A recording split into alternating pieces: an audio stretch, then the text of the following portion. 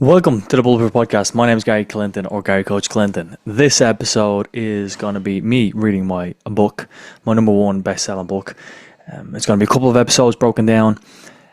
It's became an Amazon number one in the free section, and I'm here to read Never Give Up, How to Beat Depression with Confidence, Goals, and Thinking, Becoming an Awesome Human Being. This book is laid out in a very simple format. There's 140 pages, so we can get through this in about 19 hours because I'm terrible at reading in terms of my ability to read, not only my ability but my speed of reading, and then a variety of other things. I'm not going to edit any of this. If there's any background noise, someone calls me, if I get disrupted, if the birds are chirping, if there's a cat that walks in my window here, which is very possible. My next door neighbor just loves to go anywhere at any time. So there's a million and one reasons why this might have some background noise, distractions, and I'm here to have it. Okay, this book is dedicated to my family, my future self, and to you. So I hope you enjoy this. The book, the contents of this, I'm not going to read too much of the contents, but it basically starts out with my story. It goes through my little tough upbringing, boo-hoo, some mental illnesses, and then life, what you need to start doing in terms of becoming a more successful version of yourself. I've got some pictures and I am recording this, so it's going to be on my YouTube channel at Gary Coach Clinton. You can find it in the description of the podcast. If you're on Spotify, it's right there, and it's going to be linked into that. It's not going to be so entertaining, but if I say here is this relevant point or here's this picture, then it might be useful. I'm just going to be looking down at my book for the whole duration of the videos. I maybe should record this facing, nature instead of facing a wall. But, again, we don't need a perfectionist. Introduction. I was blind. I was crazy. I was unhappy. I hated not doing drugs. I wanted to be high like all the time. This is my best friend. This is nuts. We used to play beer pong. And if you got a cup, you got the ball into a cup, you got a sniff. You got to take drugs. Also, throughout this audiobook, I'm on the fourth line of already digressing. I will be expanding on ideas or thoughts or anything that comes up onto my mind. So it's kind of an extended version of this book. We used to go to Bring Your Beer Bowling, BYOB. And if you couldn't get a strike, you had to do a shot. But it could be a shot of vodka or a sniff of cocaine or some MDMA. Whatever was available.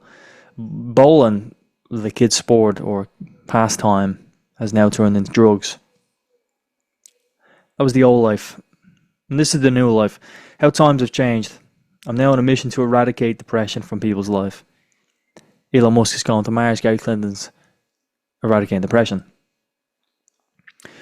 Would you trust me? If yes, then you are more likely to carry on. If no, you're more likely to quit and think, what good has a guy like this got from me? And what good has he got to say? Especially if he was a drug addict. I'm just a sack of shit. But if you give it time and take the opportunity to gain some knowledge, you'll also see me, hear about me, and maybe you'll love or hate me.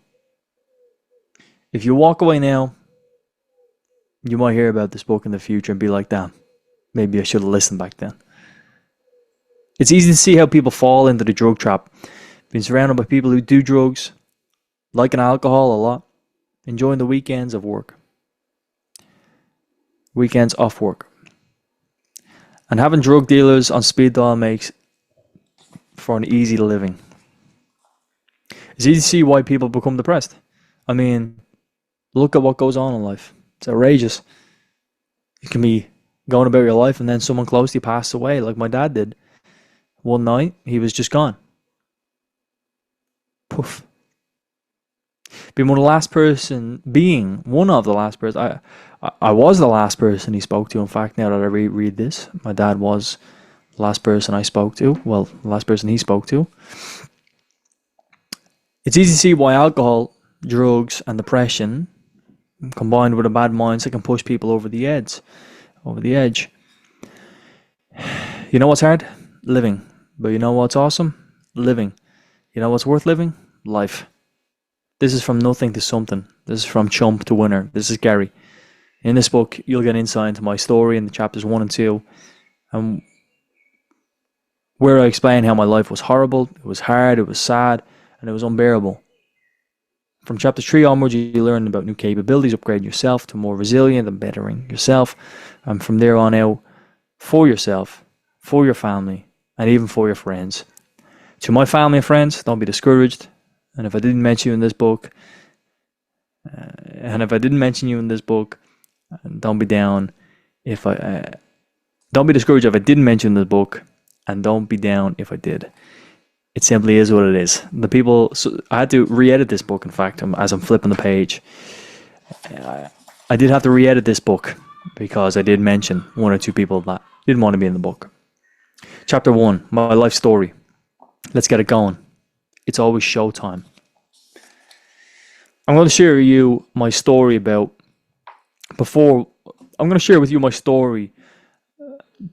before we get going, so you know who I am and where I come from and what I do. I'm Gary. It's a pleasure to meet you. I appreciate your wonderful time. I would like to thank you for deciding to read a book or listening to the audiobook in this case, when you may not know much about me. I assure you this will be worth a while. Again, thank you so much and enjoy. Never give up. I don't particularly enjoy talking about my story, but we've all got one, right? But what's so important about mine? Well, the truth be told, nothing. I am a human like you with immense capabilities. I had a pretty normal growing up with some great opportunities that I never took, like playing football professionally or becoming a professional gamer. Our house wasn't in rag order. We didn't live in a city full of crime. I had some nice friends growing up. And what's the catch? Well, the catch is that adversity is part of life, regardless of how normal our lives might be. No matter your privilege, there are always going to be some bumps that you can't prepare for. My teenage years were something that I wasn't prepared for, and I hit a big adversity, big time. But as the title says, never give up. I'm enjoying the flow that I'm in right now. Maybe I should clarify when I'm not reading the book or when I am, but I'm enjoying the flow that I'm going through as I'm reading this book. It's very interesting to actually read it out loud and go through the whole book myself. We start with my childhood and what it was like growing up in County Dublin in Ireland. This is my home time for the time being. But later I will share with you where and how I would like to live, because, as we are aware, it's important to have a reason to get up every single day and work on something that is really to benefit yourself and those around you. Just before we start, I think it's important to ask yourself the question, what do I want to take away from this book that could better or benefit me? And instead of just listening, now I'm outside of the book, what do you, as you're listening right now, what do you want to take away from this book? And what do you think could benefit you? Is it my story and how it could relate to you? And then if I could do something, then you could do it? Is it the fact that the stories or the goals or the outcomes later on in the book could be impactful? Or is it just to get entertainment? There's a variety of things there. So now going back into the book. Life gives you signs.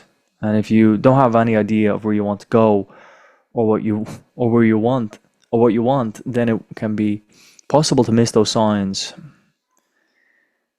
So I recommend rereading the question and spending some time pondering on the answer, because even having a vague idea in your mind as we move forward will help you spot signs. We can learn some valuable skills and knowledge from books that can better equip us for life. Okay, the author. The Republic of Ireland is where I was born and raised. My home city is just another city on map century. Nothing special about it, nothing wrong with it either. It is what it is. So my family, there's my mum, my dad, my sister, and me. Growing up in like many households, parents fighting, which seemed like every other day. Sister's being too cool for school, as she's 7 years older than me than I am, and we never really got on that well. That's, I think, a typical family dynamic in terms of relationships with families. My relationships have improved for the most part along with my other family members. If you're reading this as a family member, there is no judgment. There is no hate towards you. There's simply my view on life and how it unfolded. And that's an interesting thing and a segue out of the book as well. My dad passed away, and every single person has their own individual way of this book. Every single person has their own individual way of seeing reasons of why or how or anything that when someone passes away. If you start talking to me and I start talking to you, I'm going to build up a story in my mind of who you are, what you think, what you believe, and I'm going to create a story. And it's also the same for if someone passes away. I'm going to create some story of reasons of why and how and this and that, and then someone else is going to have a different reaction to it, and that's mindset, right? Okay, so now I just need to find out where it was. Okay, which then I published on Amazon for the world to know. Okay, there's no hate towards you. This is simply my view of life and how it unfolded, and which then I published on Amazon for the world to know. Here is that cat that I talked about earlier on. but in all love, I'm glad to have you here in my life. 3 reasons. 1, I can't change that. 2, I don't want to regret time spent with you. And 3, I'm grateful for the life you've given me and the life we have. We all have a fighting chance to make our lives we dreamed. Seriously. Thanks for being here. Thanks for being alive. Thanks for having all the families and going on holidays, having all the fun and happy memories. And that's for you too, the listener. I hope you're thankful for being here right now. I hope you're thankful for being alive. I hope you're thankful for the families you have, regardless of where they are right now. Thank you for taking the time to read this wonderful book too. On we go. This gets deep. Life was hard during my teenage years. There was no question about that. Puberty was a struggle for me, and that's the way it was. Some might have excelled during this time, but not me. I definitely understand. In school times, there was more cool kids than nerds and bullies. I don't know where I fit. Somewhere in the middle there, maybe. I'm now 12. I'm 12 now. Back in my shoes of a 12-year-old, I gamed a lot. It turns out that was my kryptonite for the next 7 years. I gamed some more. I lost my teens to this. I say I lost my teens, but I don't know if I lost. But by the age of 15, I'm playing games such as FIFA and Call of Duty for money, which was a very interesting experience, fun experience, playing competitively. I know, exciting. I admired gamers who made a living and wanted it, but I didn't get it. And segue off the book right now, I didn't get that because I didn't keep pursuing it. I didn't record myself. I didn't live stream. It's great to have insights and reflections, but if you're a teenager now or any age, you've got to dedicate yourself to something for like 10, 15 years. This is knowledge I didn't have in my teenage years, and kids don't have as real young kids. And I think maybe it's something to be taught, that if you dedicate yourself to this in all facets for the next 10, 15 years, you're going to become a professional. And there's like more of a high likelihood that you will become a professional than less high likelihood. At 12 to 17 years old, I wouldn't go out to my friends if they asked me. I would rarely ask to go out either. This was a lose-lose situation, really. I really didn't acquire new social skills during that time. I also didn't benefit from walking or being outdoors. I was a quiet young man. I was shy to go out. Segue from the book. I was shy to go outside. I was shy to work out at home. I was shy to be a person who was in public. I was a shy young kid, and that's changed dramatically. I'm much more of a confident individual, and I'm happy to have that in my personality now. Being quiet probably made me more of an anxious person, while when meeting new people, I didn't know how to speak in a formal manner or effectively communicate. This, for the most part, held me back. Heck, why the hell would I want to put myself in these uncomfortable positions? Going over and talking to someone new was an absolute no-no. The anxiety might never go away. The fear of doing something new will always be there. You think that Tom Cruise just aced his first acting on his first attempt in high school? Or when he stood in front of the directors for the first time? I don't know him personally, but he is human, and I don't believe he did. You will feel uncomfortable feelings for trying something new. How far are you going to go with making your life become better? When will you become comfortable with the uncomfortable? Feel the fear and do it anyways. It is necessary to grow, learn, and level yourself up. And it might sound trite, segue from the book, it might sound trite that you will feel uncomfortable feelings doing something new. And that in itself is very obvious, right? Most of the time when we do something new, we feel that sentence is trite. But then if that is true, why do so much people still let them feel and stop them? Back in their book. As deep as it will get. As a 16-year-old, as I said, at 16 things went badly. As if that traumatic experience wasn't bad enough. Sweet 16. How wonderful. How much did life hurt then? I was coming to the end of a fun transition year in school. I had a nice school trip to Italy with most of the guys, dancing with some girls from the surrounding schools.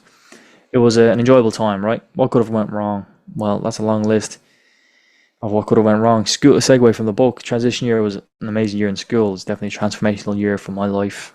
And the end of the year was really when it hit deeply. I'm recording this book at May, and this is almost coming up to the 8-year anniversary of what I'm about to talk to. Just give me a moment as I plug in my MacBook. Again, I'm told you I'm not going to edit this stuff out. There's a cat in my room, like I talked about, and also there's a bird chirping outside of the room.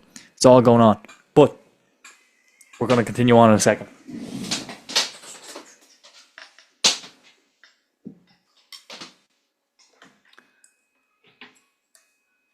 Jesus.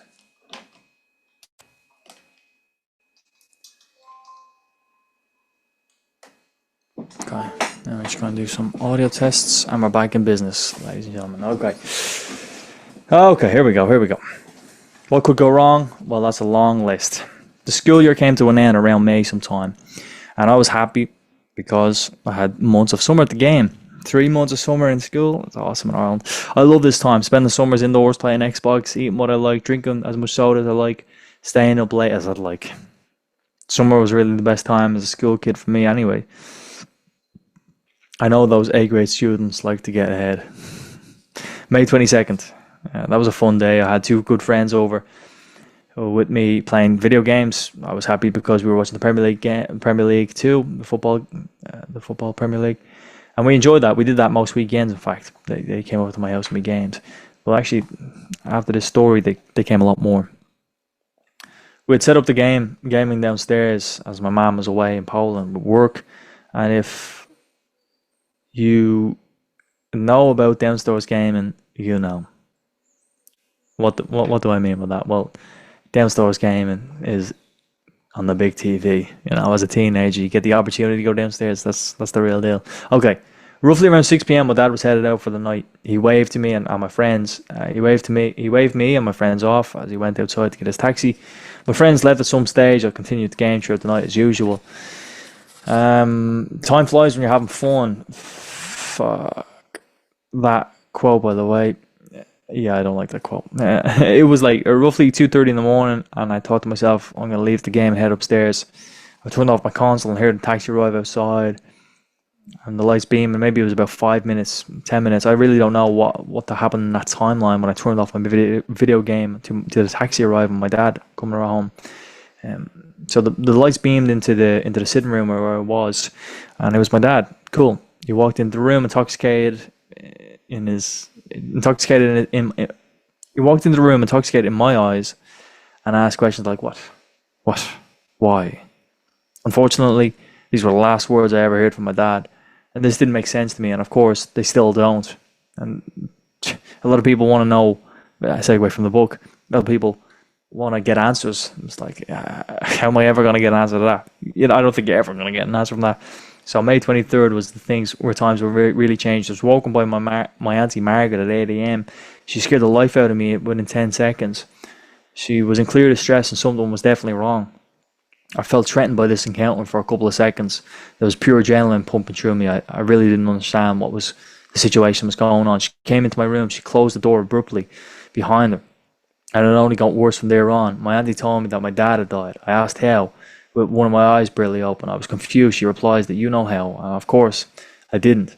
Him being hit by a car crossed my mind, but I couldn't have been the answer. My dad unalived himself on the 23rd of May in 2024. in 2014 by hanging. This had and still has a massive effect on my life, and will have a massive effect for the rest of my life. And I hope you can imagine that. And that's not guilt. That is true. That is a fact. Anyone's passing away will have an effect on you for the rest of their life, especially how you view it. I was numb on that day, numb to the bone. I didn't cry for hours because there was no feelings. I didn't move in my bed once after hearing that news. I was like a dead fish. But I could hear one of my dad's good friends at the bottom of the stairs on his knees crying as he found out the news. I'm guessing he came up right away when he got the call. I could see the ambulance outside my house at some stage, and I poked my head over the bedroom windowsill. This is the only movement I made. I didn't look to see the body being put in the ambulance for my own sake. My dad's brother came into the house shortly after. And firstly, I can only imagine the pain he might have felt driving over to the house. Secondly, he greeted me at my room, and as I lay there, speechless, cold, unmoving, he sat in my bed and he wanted to hold me, and I could not move. I was frozen. But I recall him wanting me to hug me and something. But again, I was paralyzed by what had happened. If your dad passes, you can relate to this feeling maybe of numbness. It's great because that's the right way. It's okay because that's the right way. There is no wrong way. Maybe there's no right way. This is a tragic moment, and we'll likely go through that in our lives. We will all likely go through in our lives. I don't think he or I will forever forget that moment. I didn't know how to react. And heck, I don't think he knew how to react either. This is the man who comforted me when another family's blood member was painted all over the walls at 4:30 in the morning. Segue from the book. It's interesting there that story comes up, and it's just another example of where he's had to spring into action for another kind of traumatic event. Cleaning up the mess at 4:30. This is the man who comforted me when another family's member blood was painted all over the walls at 4:30 in the morning. Cleaning up all that mess as I was quivering. This man spent over 40 plus years with my dad. And this is the man you could definitely look up to as a cool uncle. Thank you. And thank you and thank you to my aunties who have helped me and my close family grieve. That's chapter 1. Chapter 2. My tough upbringing. My tough growing up. Oh, boo-hoo. Yin and yang. It's almost like I want to stop there and make each episode like one chapter, but I don't really want to stop there because it feels like a good time to stop, and I think I will. In fact, I think I will. I might just be procrastinating and never upload the next chapter, but I feel like I've ended the chapter on a note where. In fact, now that I think about it, a lot of people probably put the book down there and then they're like, Jesus Christ, you know what I mean? So yeah, I'll sit in a bit of reflection for a couple of moments. I think that was an enjoyable read for me. Anyways, I didn't think it was going to be as enjoyable as I was going through the book. I'm very happy to continue on this little progress. I do know I want to have this version of my book as an audiobook. So I hope you can gain massive value from this episode. From this chapter 1 of my book, Never Give Up. You can find it on Amazon. How to Beat Depression with Confidence, Goals and Thinking. And if anyone wants to gain some insights or wants to join a community, join the Bulletproof Mindset community. We are happily helping men with depression and overcoming it. My name is Gary Coach Clinton. I go by. Join the Bulletproof community. Get some help. It's okay to get help. In fact, it's great. And in the upcoming chapters, I hope to inspire you to make sure you get help, because not getting help is, I would class it with so much negative words. Honestly, it's stupid. That's just one word of many ways I would do it. So with that being said, I look forward to seeing you in the next chapter. I hope you're having an amazing time. Continue the ball rolling by listening. ASAP. See you soon.